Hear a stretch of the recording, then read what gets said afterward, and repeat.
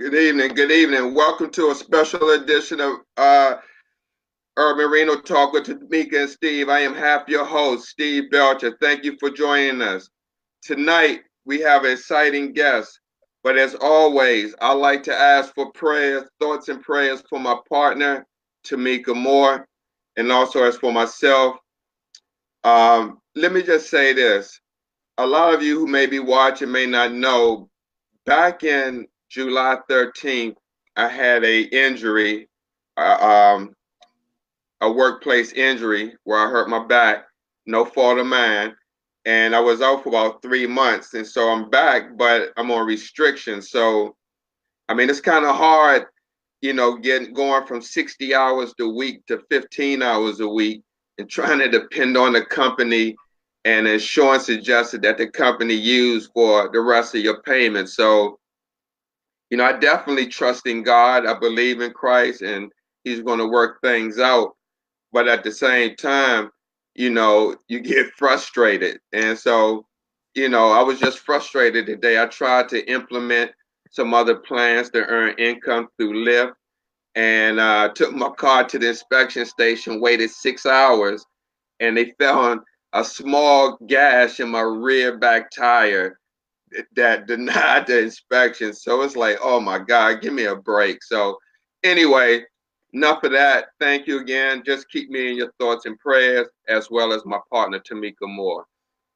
I'd like to introduce you to a person that I saw her video. I mean, she was on fire, and she's a kidney warrior.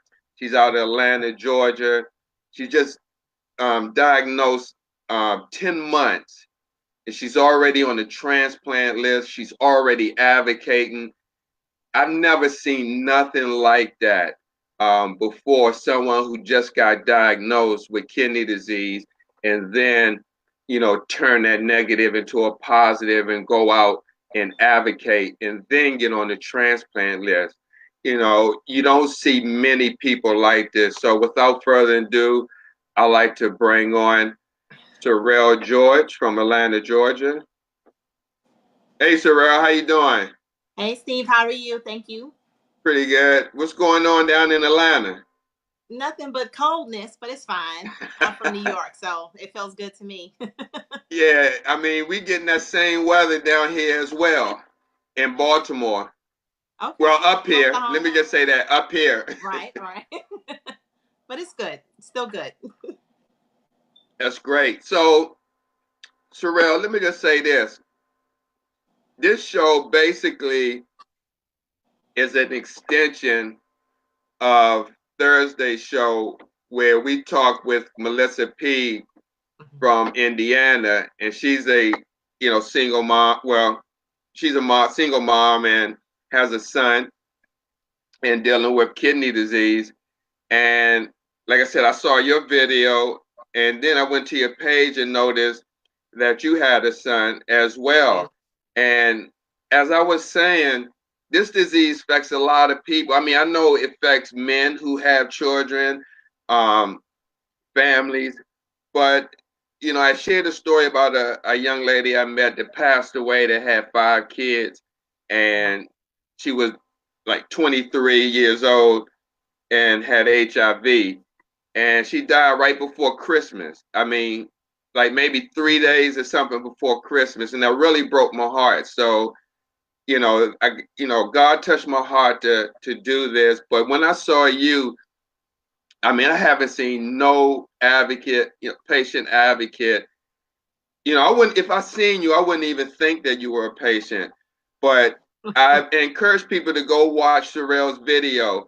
I mean, she can share that with you. But I mean, I was really inspired. I mean, really.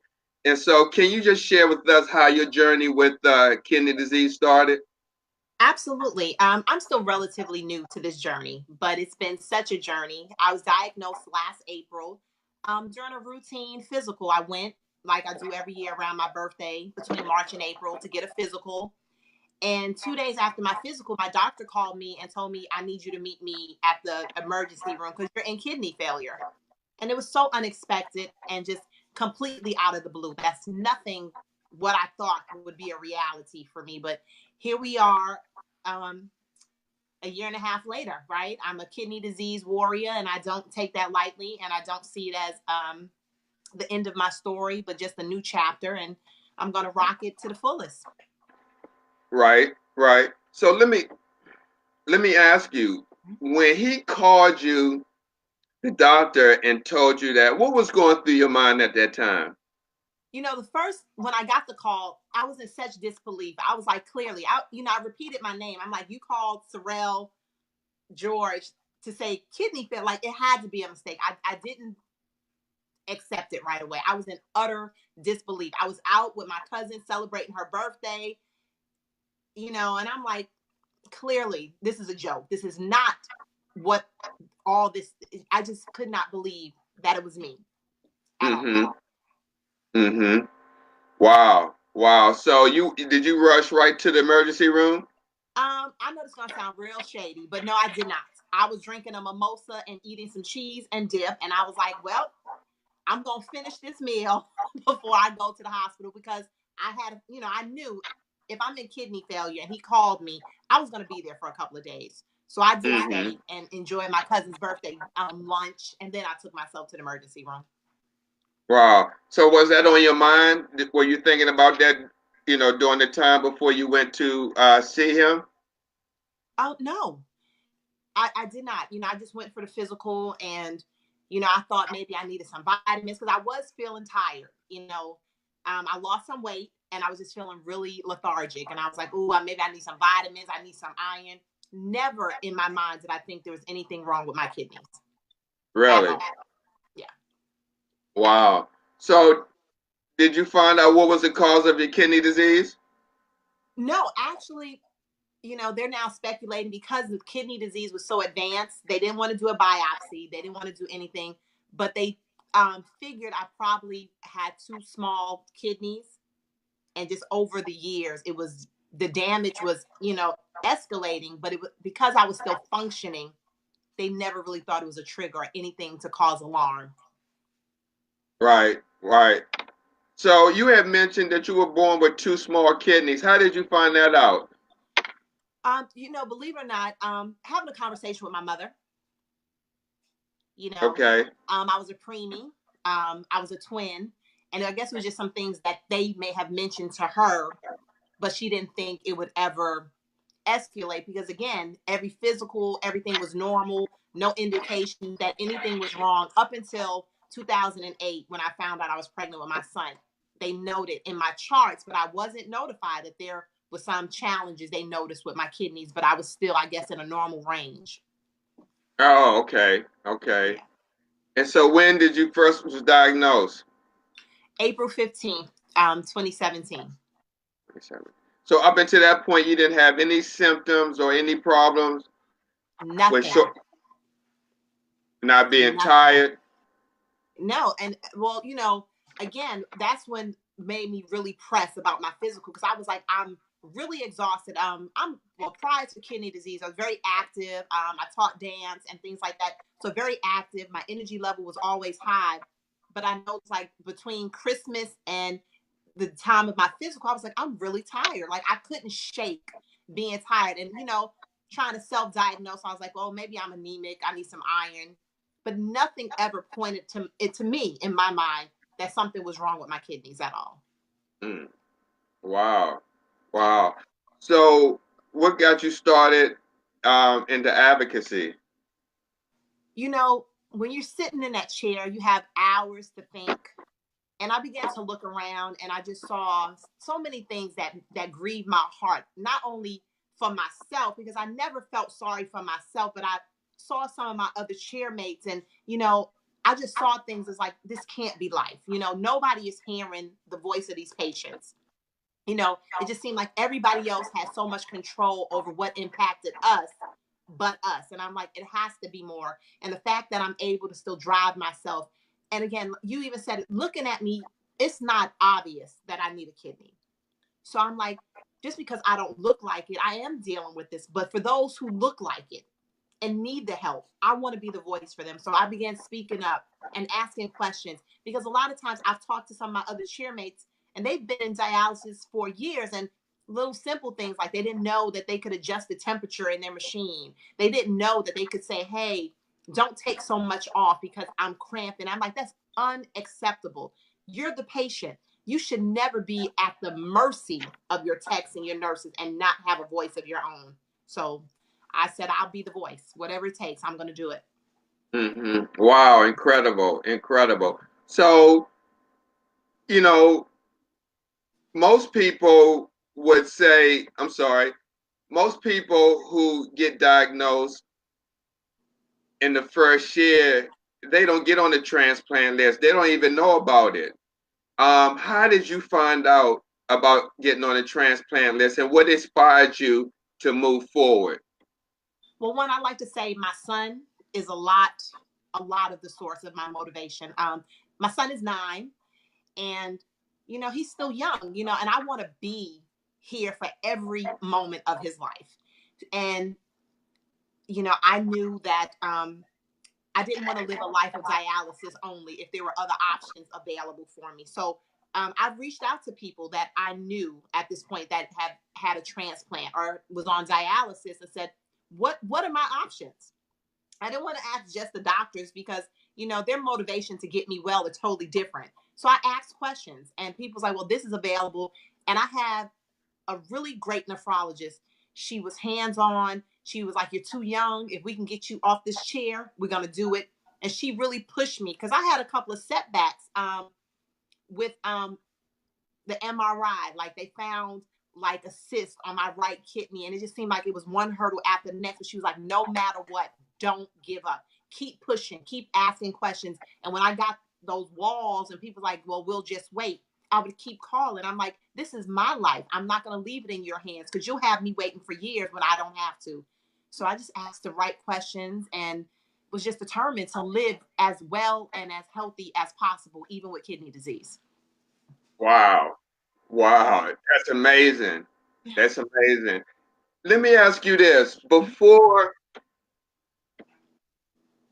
you got diagnosed, did you know how serious the problem was? Not at all. And I hate that. There's not enough information about kidney disease. Um, you know, you just don't know. Even once you get diagnosed, there's still so many gray areas. And I'm like, dialysis has been going on for 40 plus years, and there's still not enough answers. And, I was clueless. I didn't know what anything was, at Mm-hmm. first. I didn't know. And, I realized even though there's many of us on dialysis, the individual person's situation is so different. And you can ask the next person and it's not the same as yours. So just wanted to do better. Right. Wow. Wow. So you mentioned that you were a vegetarian in your Yes, video and you work out. I do. Are you still involved in that in that I activity? am. I am. Unfortunately, I'm not dancing, and because sometimes I have a very heavy feeling in my leg, but I'm still involved with the dance ministry that I was a part of, and the dance group that I did with the dance studio. I'm still involved in that regard, and I have a goal in mind. I'm believing to be able to dance sometime next year between February and August. So that's the Mm-hmm. goal. And I do twice a week, Mm-hmm. Tuesdays and Thursdays. I do walk for at least an hour, get my heart rate going. And I wasn't always a vegetarian. I was a pescatarian. Then when I got on dialysis, they push heavy protein. So I went back to eating meat. And I realized my body was responding not in a positive way. And my labs were really off. So I took myself back off of meat and I'm still getting as much protein as I need through my plant-based diet and my labs have been better than ever. So Wow. Wow. yeah. So let me ask you, Uh, since being diagnosed with kidney disease, have you noticed other people with kidney disease as well? yes, they're like everywhere. Mm-hmm. Everywhere. And not only that, everywhere I go, I promise you I can just bump into a dialysis center. Like places I have traveled for years where I live, never noticed it prior to kidney disease, but now it's literally on every corner. And I'm like, how did I miss it? Mm. Everywhere I go. Well, it's it's ironic that you say every on the corner because out in Southern California, I had posted on my page of a interactive map of Southern California, and it got the red dots where the facility's at. And I mean, it's literally on every corner in Southern California. And the fact that half of Californians have either pre-diabetes or have diabetes, half of them. So That's these great. these facilities know, they see that they got people to monitor this type of stuff. And so where they know the communities where they're going to set these facilities, they go in the zip codes, they look at the demographics. So Right. where you're at, how many facilities is in your area? Right now, there's about, and I live in a very rural part of Georgia right now, and it's relatively small, but there's at least five, and they're all in walking distance from one another. Really? Yes. There's Wow. there are two that are literally right across the street from each other. Mm. How far is the clinic where you go? Um, I'm about 15 minutes from my house, but that's not the closest one to me though. There's one less than 5 miles from my house. I just opted to go to a different location. When you was first diagnosed, did your physician did you go to the clinic based on where she went, or it was your own decision to go to that clinic?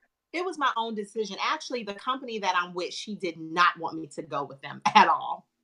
But I chose to go because it was the closest one to the school I was going to transfer my son to. Mm-hmm.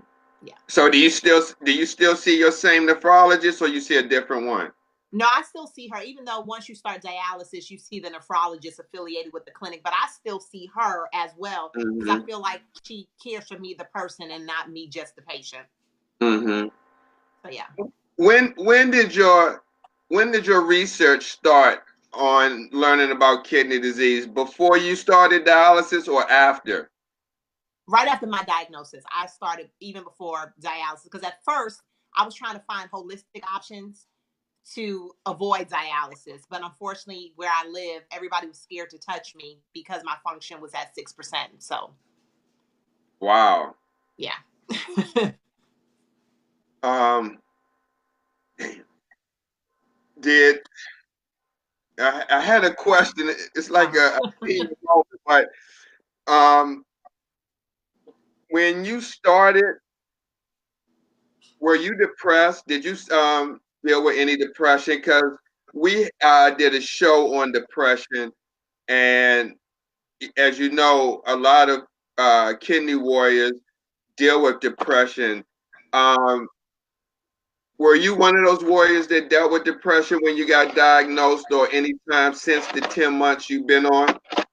You know what? I didn't get the depression when I first was diagnosed. It went from disbelief to anger. And then when I started dialysis, that's when I had like the first month or two, I was really bummed out because I was infiltrated my second treatment, and my whole arm was bruised and sore to the touch.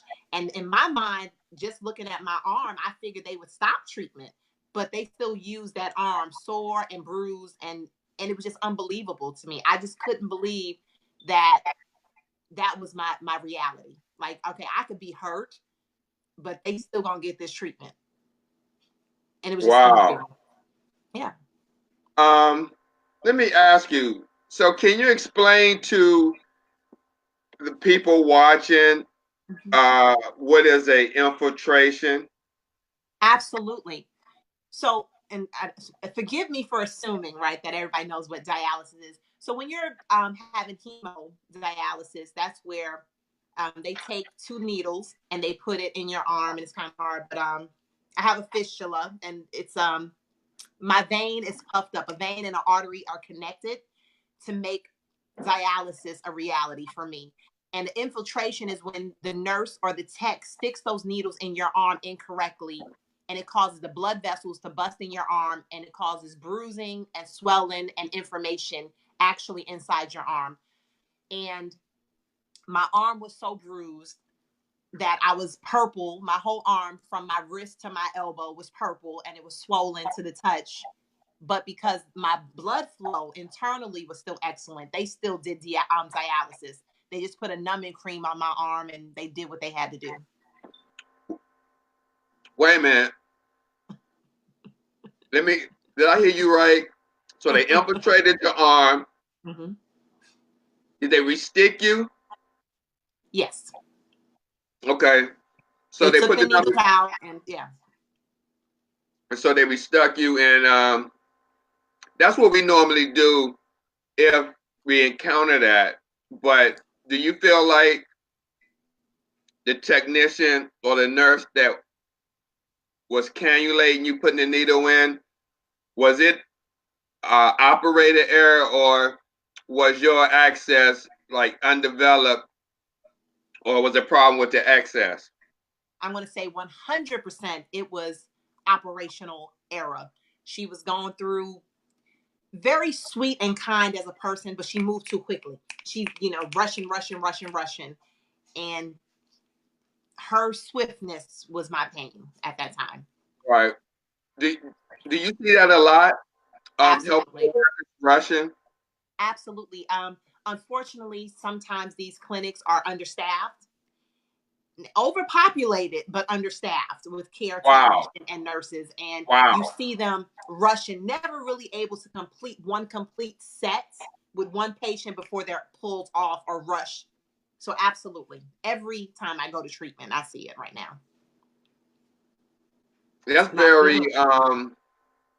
that's very disturbing to hear that. I mean, and I'm talking from I'm a nurse and I work in dialysis and I know.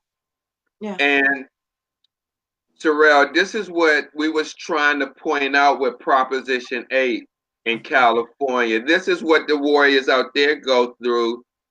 And I don't know if you watched the show last night. I was going to share the information that I shared last night today, but I couldn't contain it when I went on my company website to re-enroll for my company benefits. And when I got to the last page, scrolled down to see dialysis patient citizens on my page. So I decided to view it. Okay. And as I viewed, they had comments to it. But when they asked the donations, where they said what the donations would go to and the language they were using, it was very disturbing, even though this is voluntarily. But why would you put that type of information on your own website to promote an organization that's supposed to be independent? Right. Okay, patient organization led by patients, but when you got a company like DaVita that's a for-profit company that's shaping policies. Now just listen to this language. Now check this out. It says, in order to ensure there are no restrictions on our ability to help shape public policy, DPC was established as a 501c4 nonprofit organization. As a result, we are able to put 100% of your contribution towards our, listen to that word, our advocacy efforts, not yours, but ours, instead of the standard 10% allowed to other nonprofit organizations. And they say this means that your donation is not tax deductible. And we had a guy, Emmanuel Gonzalez, out in Southern California, works with a company. He works with the union. Union dues are pre-tax. Then it goes on to say the contribution amount you enter below will be deducted post-tax each pay period. Your contribution, once deducted, cannot be reimbursed. So if you're donating to an organization that's a nonprofit, you can't even write it off on your tax. It's crazy. And you asking me to do that? I mean, donate, but if you multiply this times, they got maybe about 100,000 employees. I mean, how many people are going to be sympathetic to this when they see that? Because A lot. because they're going to think it's for the patient, Yeah. and see, this is what people don't understand. And we'll get back to the interview. DPC is located in Washington, D.C., downtown near Pennsylvania Avenue, around the White House, somewhere in that area. So it's right down there by Capitol Hill where they got people they can go lobby or whatever they do. Um, just like this Proposition 8. I'm sure Right. people know people in Congress and out California where it's at, and these people got money. I mean, you talking about an executive making 27 million a year. I mean, come on. Right. You got pals making 20 million, 50 million. I mean, so money talks. And then you got people's lives in your hand that's at stake. Right. So let me ask you, when you hear stuff like that that's happening in California with Proposition 8, and you hear about these dialysis corporations and for profits, how did that make you feel, or do you even think about it? All the time. It makes me angry, right? Because I feel like we're being used as cash cows, right? Like they're not really concerned about us getting better and being well. They just see dollar signs, and that makes me angry because I'm like, we are human, right? We are human beings. We want to be well, we want to be whole, and we're supposed to be partnering with these medical facilities and companies to kind of help us get back to a state of healthiness. But instead, they're seeing us as just money and dollar signs, and it just makes me angry. And if it's in California, they'll try it somewhere else, and I just want to stop it wherever we can. Yeah, and see that I said the same thing. That's why I said we think alike. I said the same thing because if they could get away with it in California, Right. where they're making up to a billion, over Right. $1 billion in profits annually, I mean, who's to say that he can't do it in Chicago, Indiana, Texas, Florida, Washington, D.C.? I mean, it's almost a matter of time because if we don't get a hold on people to raise awareness for diabetes and hypertension, we can't control, lupus, or, someone gets, this disease genetically or through another condition. But the preventable diseases is kind of Right. what we focus on, like diabetes, by it being the number one cause of kidney failure. These are the things that, we can prevent. That's why they say preventable diseases. I mean, would Right. you agree? I absolutely. Because I mean, you didn't have diabetes or hypertension, did you, when you first was diagnosed? Did you? Not diabetes, but I did have hypertension. I Did you did. know that? Um, I did, but I didn't realize Severe? it was having such severe reaction to my health like that. So absolutely not. Mm-hmm. Nothing about any challenges I was facing would ever have caused me to think such a situation would occur in my life ever. Wow. Mhm. Wow. So, do you think there's a lot of people, especially women, that may be at risk for disease and don't even know it? Are so conditioned to taking care of everyone else and making sure our loved ones are taken care of first, that we put ourselves last, and we usually don't go see about ourselves until we are really at that last leg, like we just can no longer ignore the symptoms. And even sometimes when we go, you know, the doctor themselves may be just dismissive, like maybe all is in your head or it's not as bad as you think it is. And sometimes you can kind of feel shame to say, well, no, this just didn't feel right. Because as a woman, sometimes we say something doesn't feel right. We're kind of just brushed off as being emotional. And that's not always Mm-hmm. the case. Mm-hmm. Mm. Do you, as you're How many chairs is your facility?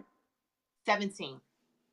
Okay, so that's pretty small. I mean, compared to some that I worked in. Oh, wow. Yeah, I worked in 50 chair units, 30 chairs.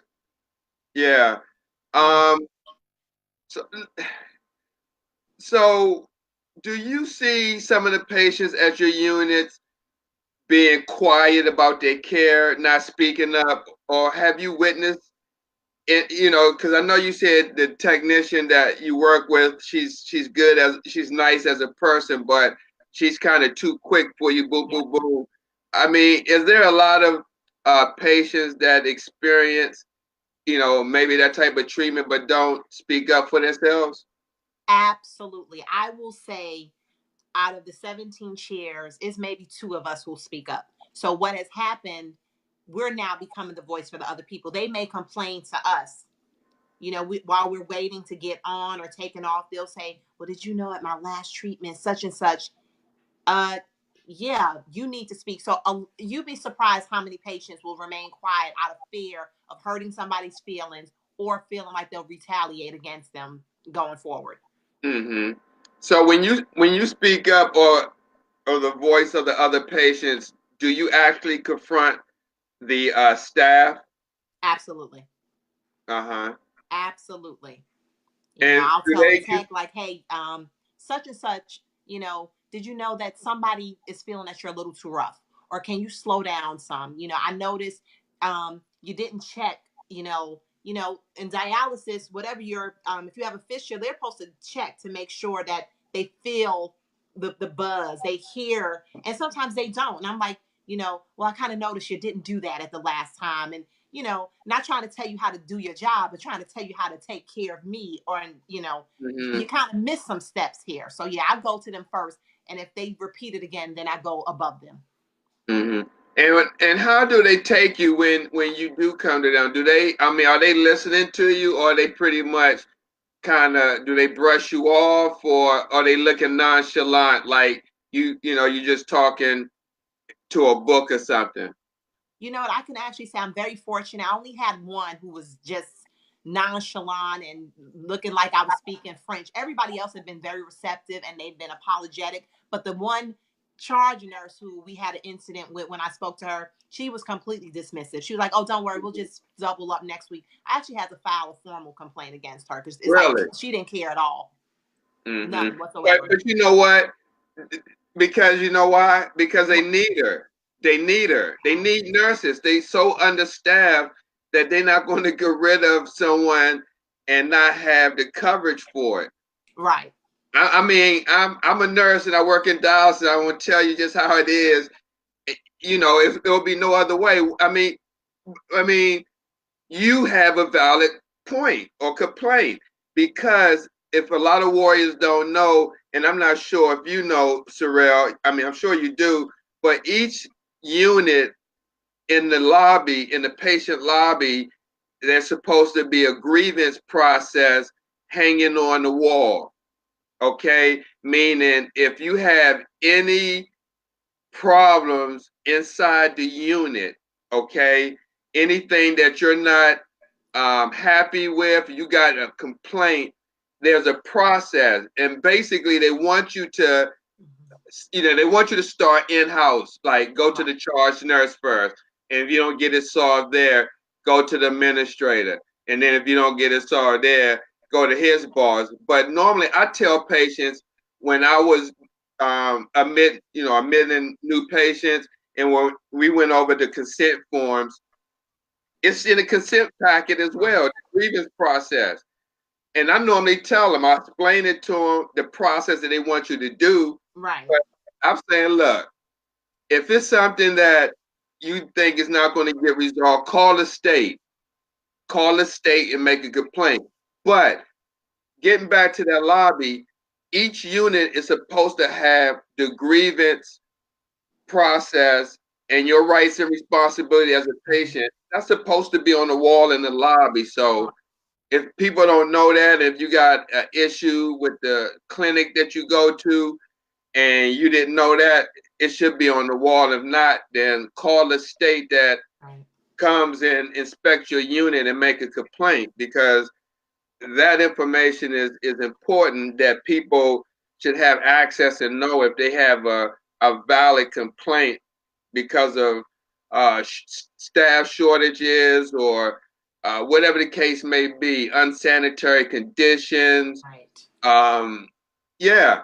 Actually, where I work at, like 2 weeks ago, they had the state come through there because someone called about staffing.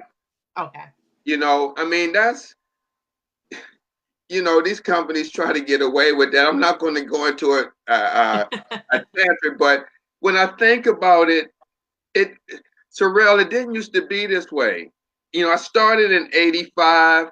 We were Wow. able to sit down with patients, talk with them, go over certain things, emergency evacuation. And, a lot of these clinics were privately owned by nephrologists.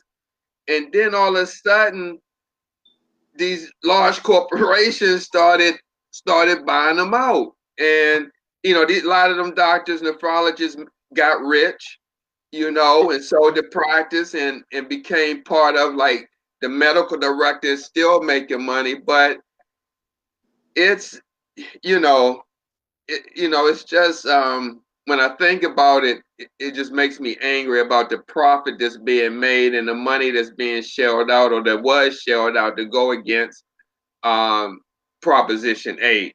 and, Right. and they succeeded, but that's just one battle. The war is not over. That's how I look at it. Right. you know, um, because whether people know it or not, Cyrelle, patients are being diagnosed 5% each year. And I mean, I'm sure it could be even higher than that. Um, since you've been diagnosed and been on dialysis, do you know anyone personally that's been diagnosed or is on dialysis? Yes. Um, Again, I don't know if because of my personal situation, I'm more aware, but I'm very vocal about about my journey. I do monthly videos just to update not just what I'm dealing with, but the different steps for anybody coming behind me. So those gray areas are not so gray. And I have people reach out to me. It's like, oh my God, I was just diagnosed last week. Oh, I didn't know, but I'm in stage 3. It seems like every day someone is facing this disease, and I'm trying to figure out, when did it become such an epidemic? Like, I had no idea the magnitude of so many people dealing with kidney disease until I started my journey, and I'm like, my mind is blown, because there's Yeah. so many people dealing with this, like right in your backyard. Like every day you can find somebody, and it's Hey, unbelievable. Tamika. Right, right, absolutely. I mean, you just said it for me. I mean, that's the reason why I formed Urban Kidney Alliance in the beginning, to raise awareness. And I mean, I kid you not, I'm not on dialysis, but I'm thinking like this 24/7. I mean, me and the guy, Joe Bueno, we collaborate, and he had a transplant, and now he does Transplant Warriors 24/7. And it's his goal and mission, and us, to travel around the country in the RV, meeting different transplant warriors and raising awareness and talking at schools and stuff. So I mean, this is the only way I think we're going to be able to stand in front of the disease, because if we don't, they're not talking about it, in the media. Not at all. I mean, so how else is the information going? It's going to be like people like you and me and other organizations on here, but it can't just stay contained on Facebook or social media. It has to go beyond that. And so it's one thing I didn't tell you, through our conversations. We started Kidney Disease Urban America Silent Killer Tour, and I'm wearing the T-shirt. It's right here. Nice. Nice. Yeah. And so, and basically, the concept of this was to go to 8 cities we had designated, and spread kidney disease awareness. I mean, we got a program in place, a PowerPoint and some other stuff, and it's kind of based in that presentation some biblical principles that it speaks about health in the Bible. Absolutely. And I mean, and when you look at the stuff that we're eating, the prepackaged stuff and the preservatives, you know, they weren't eating like this before this world became industrialized. So now we got all these diseases. We had the pharmaceutical companies. We had the dialysis clinics. I Mm-hmm. mean, it. You know, we had these organizations like the Diabetes Association, Right. which I don't know if you know this. I don't know if you saw what the health the I diabetes. sure did. Yeah, so the Diabetes Association has menus on eating meat, and meat has been linked to diabetes. Right. I mean, how? I, I mean, if people don't see that and see the game for what it's worth, you know, I mean, it's a whole setup, It is. and I think it's going to get to a point in the future where the healthy food is either going to get more expensive or it's going to be not available as it is now, and Right. we're going to be succumbed to um, prepackaged stuff, which a lot of people eat. You know, after work they get off, don't feel like cooking. I mean, they set the environment for you to do that and Mm-hmm. to fall in some type of system. I mean, it's unbelievable, Cyrelle. Absolutely. Absolutely. I think because we have access to so much, um, and everything is so readily available, we take stuff for granted. Like, it seemed like, and it's just me, like when I was a child, it's felt like we had so much time. So cooking a full course meal didn't seem like it took all day. It's like you had time, but now you can have a full meal in a box in 2 minutes. So most people are gravitating towards that than anything else. And I know for myself, with being a vegetarian, there's a lot of misconceptions like, well, you're not getting enough protein, you're not getting enough of this. And I'm like, no, you'd be surprised what you get from vegetables, you'd be surprised what you can get from grains and lentils and Hmm. things like that. But I noticed, like, before I was a vegetarian, I watched how things were packaged, and I'm like, being a vegetarian didn't look appealing. It just looked like a whole hot mess of grass, and who wanted that? But once I began to realize my motivation wasn't so much that I'm trying to appease and tantalize my taste buds, I'm looking to live to be healthy and thriving. I was able to shift my mindset just 100%. Wow. I mean, I'm thinking the same way. The way I look at food now, I don't eat just behind for emotions. I look at nutrients to feed my cells. Right. So I mean, you pretty much said the same. I mean, I think the same way, and I mean, incredible. So, where are you at in the transplant process? I'm relatively new, right? I didn't get officially listed until September 15th. And I thought, silly me, I thought, okay, I'm listed, you know, I'm ready. I had a couple of people that have been so amazing with going to see if they could be my match. And we've ran into so many roadblocks. It's like they were like, hurry up and wait. Like, they were only testing one person at a time. So there was no sense of urgency to get my living donor. There was a lot of red tape that I wasn't aware of to even get my transplant.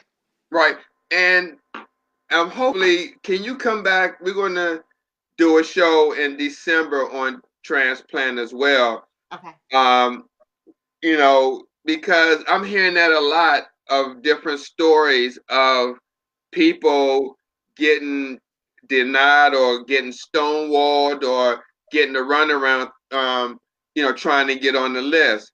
And I mean, it seems like that's been like a real challenge for you. Yes, it has been. You know, getting through your first, when you're trying to get a transplant, they have 2 days of evaluation and they do that immediately. So once they started that momentum, I thought it was going to continue. But once I got past their momentum, I then found myself having a call every week for an update. Well, where are we? Where are we? Where are we? And it was mind blowing. I'm like, okay, you had me rushing, to get people. But now that I've got people to you, it's now okay. Well, we're not ready just yet. I'm Right. behind. So yeah, it's mind blowing. Okay, I wanted to Shamika, thanks Shamika. She also said hello to you. Hey, Shamika. Shamika Osborne Jones. But she made a comment, and I want to know when you hear comments like this, because I'm sure you already know this. I mean, what do you think? She says there's no profit in curing a disease, but a profit in maintaining a disease. Shamika is 100% correct. I think prior to having kidney disease, I was kind of oblivious to the money making aspect of an illness, excuse me. And it wasn't until I got diagnosed where I realized there was no urgency to get me well. I felt like they was actually trying to keep me wanting to be in this predicament. Like every week it was some new prescription they thought I should try. And maybe the first month, because I was so fearful and so ignorant to what my part was, I'd be like, okay. But then I began to think, no, I don't want to take that. Why are you giving me Wow. that? What is the purpose of that? Well, we think. Well, I think not. So Shamika's right. We are a cash cow to them. We really are. Hmm. Hmm. How did you meet Braille? Through social media? Yes. There's so many wonderful support groups on Facebook, and this Brielle is just a doll. I just love her. Her spirit and her energy was so phenomenal. I watched one of her videos on makeup, believe it or not. And when she shared her story about being on dialysis for 28 years, I was like, I need to know her. I just do. Mm. And she Yeah. she connected me to you because she's a big supporter and an advocate, and she puts out information and resources. And I was like, I need to know him too. So absolutely. Right. Thank you.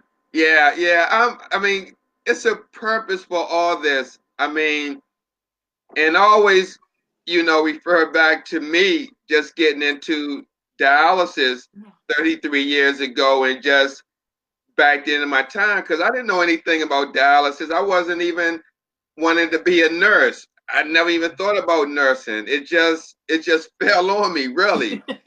I mean, it really did. And I still kind of surprised when I think back of, my past and how I'm here now talking to you and doing these type of shows and raising awareness. It just shows me that God does have a plan because it's been many times and a lot of people would tell you that who work in dialysis for a long period of time. Sometime because let me just say this. I can't tell you how many people that I've met in dialysis as far as patients and that died. I can't even remember, but it's been really, really many. And like I shared, in the past, I had to go seek mental health counseling because, how do you deal with people that you meet and you see them 3 times a week and they see you, they may just know what your heart is at and you Right. get, develop a relationship, that patience, that, staff relationship, and you say 3 4 years of you build up and then the next day you say, okay, I see you on Monday, you joking and stuff, and then the seat is empty and you call and you find out they died. Right. Right. How do you I mean You can't. If I you have mean a heart, you cannot. You have to do it. And even as a patient, I see a therapist, right? Because no matter, I tell people I don't claim sickness ever. I just say I'm not feeling as effervescent as I once was. But since being on dialysis in January, 3 people that I go to treatment with have passed away in those 10 months. And it has been heartbreaking because you do become a family.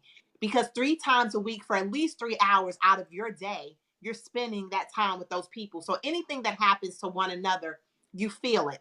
And I'm a big supporter and proponent of going to see a therapist, because this is not for the faint of heart. So you need a sounding board. You need somebody that can kind of keep you grounded. And, I have to be mindful that this is a journey and it's not a final destination. So sometimes I need to talk this out. right, right, But I'm right. thankful. If nothing else, I want to say thank you because you don't have to do this. And as the healthcare side, You could have used this as an opportunity to pad your pockets. But thank you for having a heart for us. Thank you for seeing us, the people, and not us, the patient, because we are more than kidney disease. So I applaud you. I think you are Absolutely. phenomenal, Thank and you. thank you for being who you are. And thank you. I appreciate that because even when I first started in 85, I mean, I always looked at doing patient care that the universe could have been so different where I could have been the one sitting in the chair and the person sitting in the chair could be the technician. And I say that to say I get the same treatment that I would want done on me.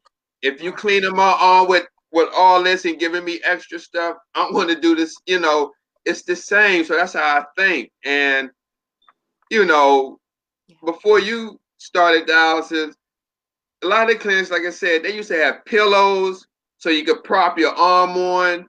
They had the sheets for the pillows. They had sheets for the chairs. Now it's gotten to the point where they try to save money on these different items. So, for instance, you can go to a place and they could be rushing so much where there's no kind of organization and they clean the chair down and the patient just come in and the chair can still have bleach on it. And say if someone comes in and got on like black pants or some clothes and I mean, you know what I'm saying, Cyrelle? Absolutely.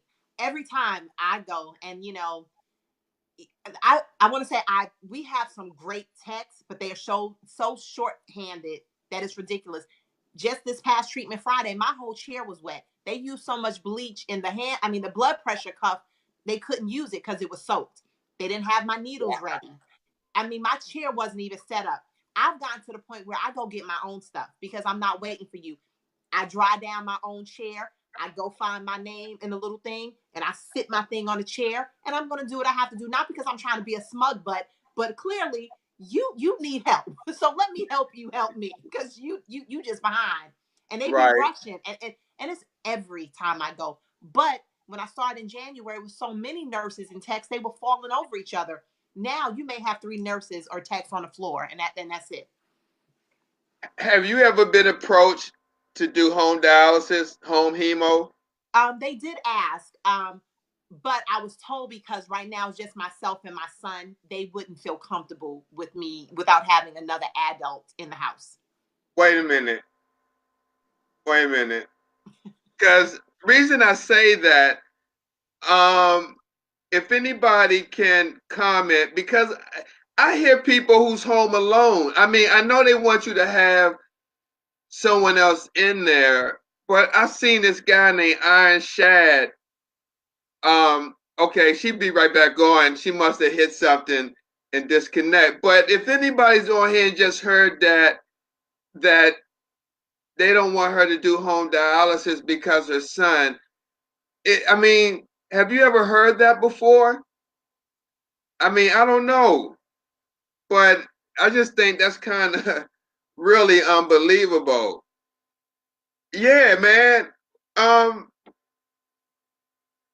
Brother Nero, thanks, buddy, for the donation. I appreciate you, man. Thank you. A shout out to Nero. Thank you, bro. Yeah, I thought because I saw you putting your own needles in when you did your video, and you was putting it out there.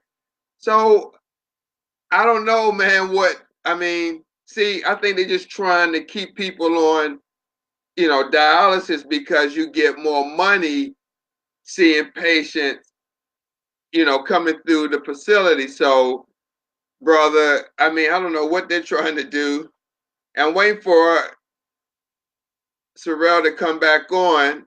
She disconnected, so hopefully she'll be back on.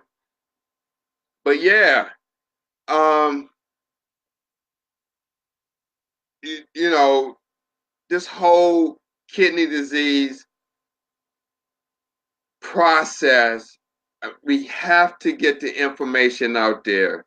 I mean, it's a must because as big as these clinics are, the Fresenias and the Vitas, you would think that they would be putting out information, broadcasting kidney disease awareness, like diabetes and hypertension are the leading causes of kidney disease. You would think you would see that on billboards, driving in the cities, urban areas to raise awareness. But no, you don't see nothing like that. You would think where the population is most vulnerable, where all the clinics are in that area, you would think they would put something on to counteract that, to get people to think healthy, not to eat. But we know that's not the case, because if that was the case, then they wouldn't get money. They would lose their money. Again, this was the whole point of Proposition 8 in California with the yes, but these companies use so much propaganda and so much money to go against that they succeeded. And so what does that mean?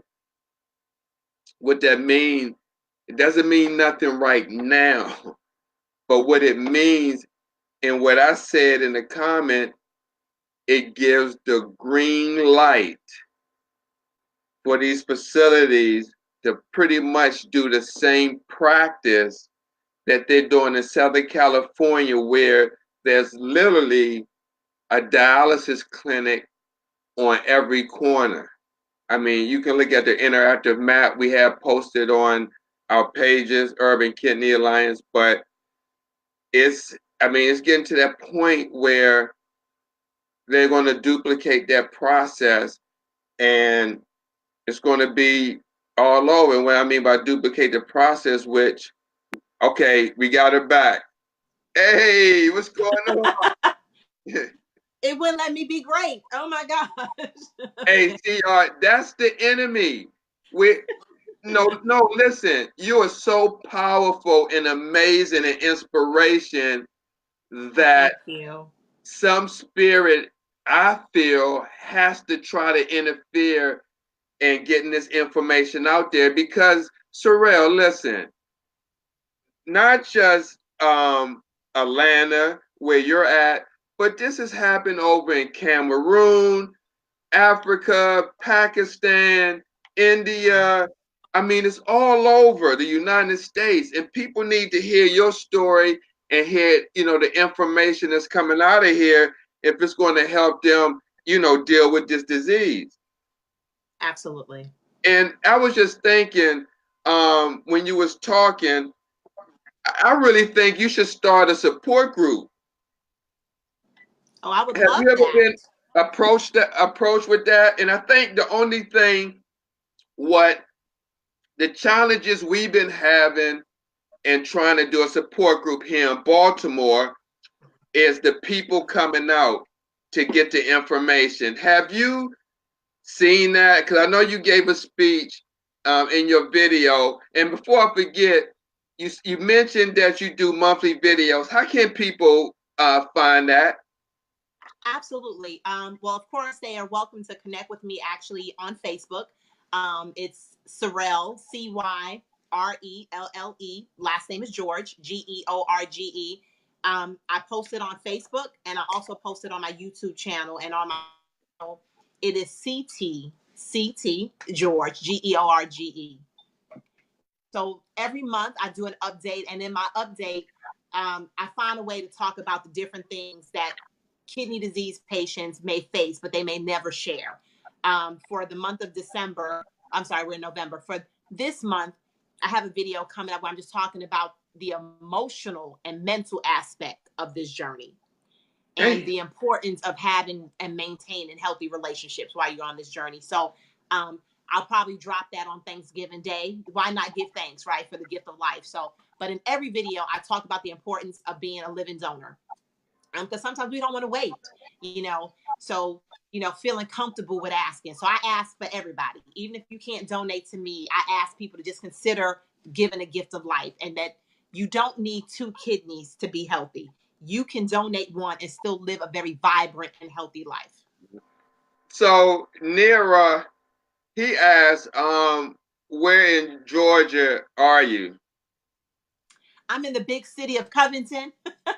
Oh, okay. I live in Covington, Georgia. I'm about 30 minutes outside of Atlanta.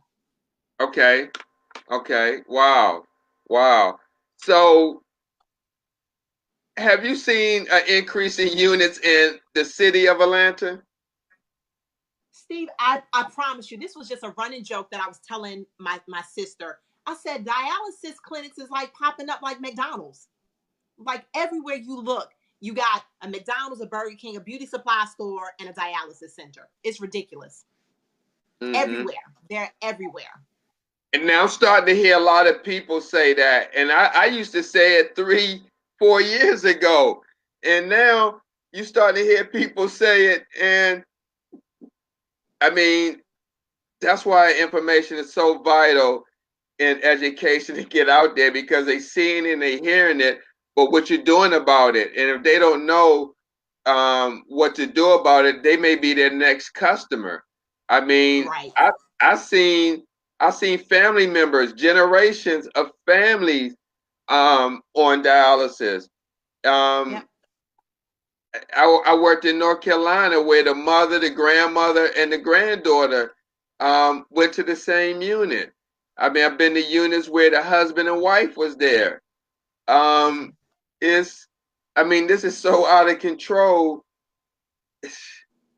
That's why I said we have to stay in front of this. And um, the big challenge I see, in my opinion, is people opening up and listening to the information and coming out and receiving the information. Because if at least if you know, then you can do something about it. If you hear the information, I mean, but we all, you know, make our own decisions. But I feel like if Absolutely. you know something, then you have an opportunity to, you know, make an informed decision. Right. Uh, Absolutely. I A lot of times you see in this particular diagnosis, people are more reactive than right.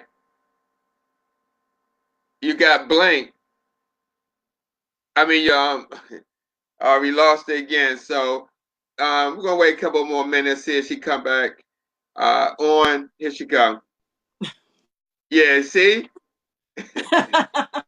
oh my God. But you did warn me. You did tell me. So Right. absolutely. I'm prepared for Uh, this. yeah. Yeah. I mean, when you just mentioned about the mental health that you was going to do. We just had a show maybe 2 shows ago where we talked with Lamont Reed about depression, and that is very important.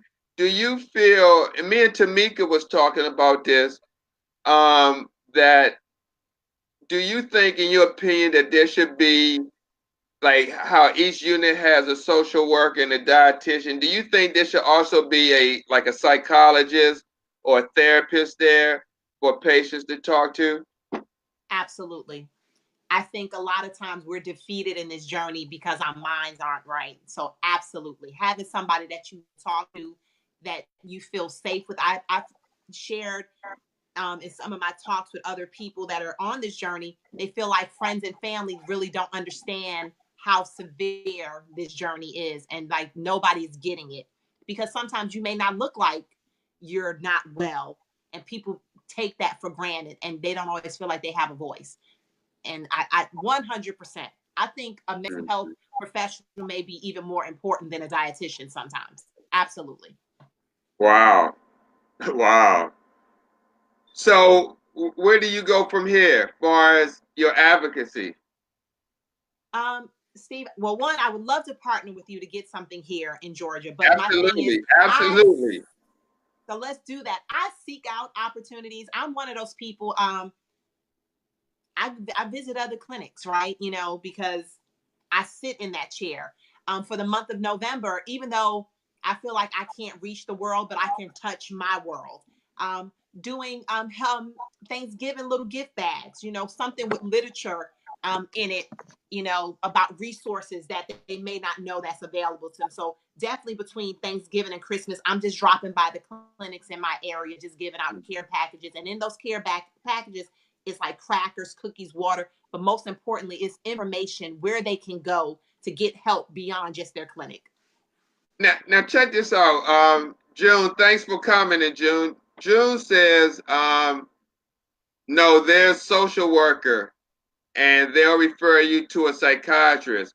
Now, Wow. have you ever like been to the social worker for any needs and got um good service or references? Absolutely. The social worker that we have at the clinic that I go to, she is phenomenal. She is excellent. Sometimes being on kidney disease, unfortunately, right now they have me in a position where I cannot work my traditional job. And that was a hardship for me because I'm used to thriving and going. And as a result, the money that I was making on my job is not anything near what I would get on disability. And I had bills and stuff that was just Yeah, spiraling out of I control. understand. Right. And she was able to point me in right directions to kind of get not just temporary help, but to get stuff knocked out just completely because of the diagnosis. And she was phenomenal. She's probably one of the perks, right, of this clinic because the rest of the stuff leaves a lot to be desired. But, you know, and she also is the one to help me find my therapist because most Mhm. people, I didn't know Medicare and Medicaid, they're not so quick to want to pay for you to speak to a medical professional. I mean, a mental health professional. And I was shocked by that. Wow. So, yeah. Wow.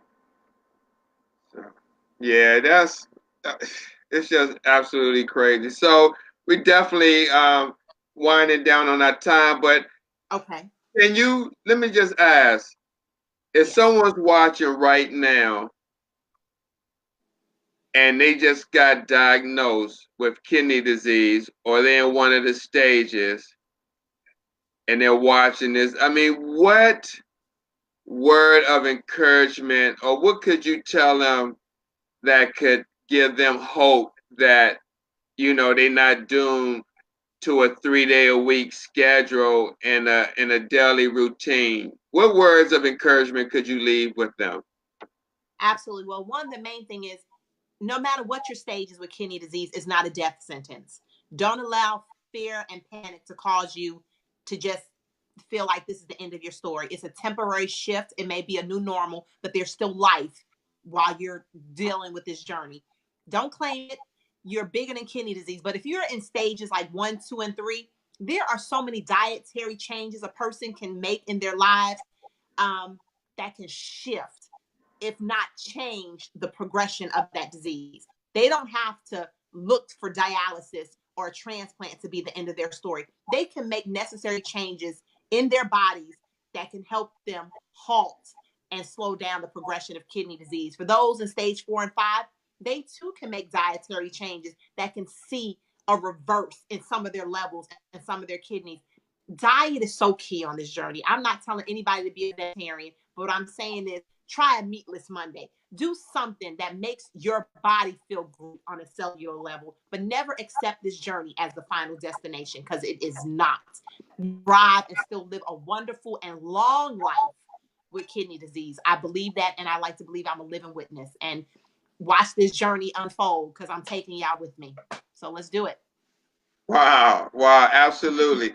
One last thing I want to ask, um, something that you said in your video, and I just want to feel like, well, it's going to be two things. I just thought of something else. One,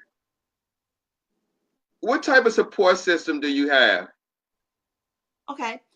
Well, here I'm in Georgia, right? But I'm originally from New York. So majority of my family are still up north. Um, but I have some amazing friends, and I have an amazing aunt and uncle that's an hour away, and they're a phone call away. But I have been blessed with some remarkable friends, near and far, who go with me to documents. They call, they text, they check up on me, they make sure my son is well. And sometimes it doesn't have to be blood. I believe that God provides for every step of the way, and He has fulfilled that promise, and He's been faithful throughout the way. And also, I make friends, right? I realized when I got on this journey, I knew I couldn't do this by myself. So I began to seek out other warriors and say, hey, I'm here for you. I'm here with you. Let's connect. Here's my number. Don't just watch my videos, connect with me in real life, because if I could speak life to you, speak it back to me. So that's how I Mhm. live this journey. Wow. And my last question I was going to ask, you had made a comment on your video. You said, take nothing for granted. What did you mean by that? Prior to kidney disease, because I like to believe I'm relatively young, I'm in my early 40s, and I thought I had all the time in the world. So sometimes I was kind of reckless with the gifts of life. Now I take every day and every gift as a blessing. When it's raining, I'm not sad. I just say it's liquid sunshine. Those days when I'm not feeling as effervescent and I need to rest, I don't regret it. I'm like, okay, my body's just telling me I need to speak. I seek out every day life and goodness. I don't allow life to just happen to me anymore. I'm intentional about every step of the journey. And I like to believe that my times are in God's hands, but I got to work this journey. And that's what I do. I try to live life to the fullest. And that's different for everybody else. But for me, life to the fullness is making sure I can bless somebody else. As long as somebody else doesn't sit in that chair that I sit 3 days a week, I'll say my job has been complete. So. Wow. Wow. Man, you said a lot. And I mean, if, you know, I could be on here all night talking to you about this because, like I said, you're just like a mirror of myself. I mean, far as you know, trying to do the same thing and raise this awareness. So we definitely Absolutely. look forward to working with you, and I'm definitely going to be talking with you off camera. Is anybody you want to send a shout out to? Absolutely. There are several people, right? But thank you Absolutely. for the Go ahead. opportunity. One, I want to say thank you to Minister Anita Harper. She's also a kidney disease warrior, 7-year kidney transplant. And she was Wow. the person I called, and she still is, has been a great source of love and support. Miss Lakia Church, she's been supportive. Of course, to my parents, I love them. I have the world's greatest mom and dad. Um, and to my sister, my best friend, Ashanti. Thank you. She's my rock. To my sister friend Shelly, another rock, and she is dealing with her own health challenges, but she's kicking butt along the way. And last but definitely not least, my aunt and uncle in Douglasville. I love them very much. And to my best friend, she's watching from Abu Dhabi, and her name is Lisa, and they keep me going. And of course, to my son Bryce, that is my prince, and he is that coffee every morning to keep me moving. So yes, thank you. Wow. Wow. Yeah, definitely appreciate you taking the time out of your schedule and coming on and educating us and, raising awareness. And like I said, I definitely look forward to working with you because Absolutely. I think you could be a force to be reckoned with down in Atlanta. It's a couple people like Terrence. It's a guy named Terrence Parkman that has a foundation called United Dialysis Foundation, Mm-hmm. but it just needs to be more. I think if we out there, boots on the ground and raising awareness, people could be more educated and be aware. So they just don't see, if they see a DaVita pop up in their neighborhood, they just don't go, the regular route and say, oh, go to the DaVita. I can't tell you how many people, when I walk in the neighborhood and go into the store, now I see it more often now where I see the bandages. And I ask him, are you a dialysis? And say, yeah, how you know? I say, I'm a dialysis nurse. And I say, and then I ask them about the unit. And 9 times out of 10, they go to the unit where I know because there's so many units. And there's, when I was working, we PRN and go to different places to make the money. And it's like they know this person, they know that person, and it's almost like this is ridiculous. Right. All over a disease that is the ninth leading cause of death in the United States. That a lot of people have in common, and a lot of people that got it and don't know that they have it. I mean, something has to be done. And like I said, I hope we will work together to raise this awareness and take it globally. I'm looking forward to it. And All thank you right. for the opportunity to share my story. Yeah. Do you have any other place coming up anytime soon to speak at? Um, you know what? I'm gonna partner with the New Beginning Kidney Foundation here in Conyers, Georgia. So that is definitely somebody that I'm working with ongoing. So yes, wherever they'll have me, that's where I'll be. Oh, just a quick, if you can explain, can you talk about the new, what do you say, the New Kidney Beginning Foundation? It's called New Beginnings Kidney Foundation. It was started by Minister Anita Harper here in Conyers, Georgia. She too wanted to bring life and awareness to kidney disease and how you can live successfully and thrive with this disease. And every third Saturday from 2 to 3 p.m. in Conyers, Georgia, she's offering free counseling, a place to vent, finding resources. She does it faithfully here in Conyers, Georgia. And it's called New Beginnings Kidney Foundation. Is there a website? New Beginnings, Oh, kidneyfoundation.com. okay. Hey, okay, let me put that up. Wow. And she's also on Facebook. There is a Facebook page. And one thing she does, she celebrates and highlights not only kidney disease warriors, but their caregivers. We have a big banquet coming up here um, in March 2019. It's a royal affair, red carpet, you name it. She goes all out every year for the kidney disease community. So you said New Beginnings Foundation? Kidney Foundation. New Beginnings Kidney Foundation. Okay, and when is that? You got It's to going get, to be. huh? It is the third Saturday in March. I don't know if the date's March 19th or Oh, March oh, in 16th. March, where she has that? Yes. And but every month, every third Saturday at 2 p.m., she's having, whether it's a meeting, a meet and greet, a class to inform people about kidney disease, and just a place for people to come out and talk and share their journey. How did she put the word out? Right now, she's relying on word of mouth and social media. And one of the hiccups has been we're not getting enough people to come out, and we're trying to stop that because it needs to be out there because it's free resources. We just have to get the patients and their family to take advantage of it. Yeah, that's what I was saying. That's the challenge we have is getting people to attend, and you almost have to offer some type of incentive to get Right. them to come out. I mean, that goes for possibly, you know, getting some type of celebrity or offering some type of gift card or maybe partnering with a grocery store and getting gift cards and holding some type of um, raffle, free raffle if you Right. attend. I mean, we got to be creative and get people out, you know, something healthy, like I said, get the gift card or whatever, but it has to be something. So, all right, Cyrelle, I'm not going to hold you, and I'll definitely Okay. be in, touch with you, this week, send you my information, and we go from there. Thank you. All right, thank you for coming on. Have a good night. You too. Bye bye. All right, bye-bye. Yeah, guys. So thank you for watching. I'm glad Cyrelle came on to share information. I'm telling you, this disease is serious. And I'm leaving the site up for the New Beginnings Kidney Foundation in Conyers, Georgia.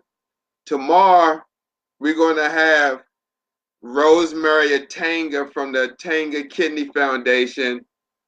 Now, she has a story to share that is just unbelievable. She donated to her husband, and then she started the Tanga Kidney Foundation. She's going to share a story tomorrow. She is a blessing to a lot of the kids and people who suffer with kidney disease in Cameroon.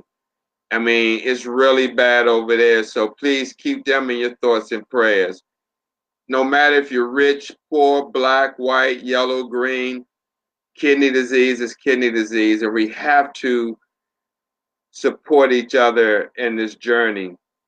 And last but least, I'd like to announce that Urban Kidney Alliance has partnered with Joe Bueno and Transplant Warriors 24/7 as we will combine transplant education, as well as kidney disease prevention education pertaining to diabetes education. I'm sorry, diabetes and hypertension and kidney disease awareness. And during this partnership, we'll be traveling across the United States, according to Joe in the RV, Transplant Warrior 24/7 RV, spreading this awareness. So just be on the lookout for that. And tune in tomorrow, 11 a.m., for Sunday morning transplant coffee talk. Again, I will have Rosemary Atanga. Till tomorrow, have a good night. God bless, and thanks for watching.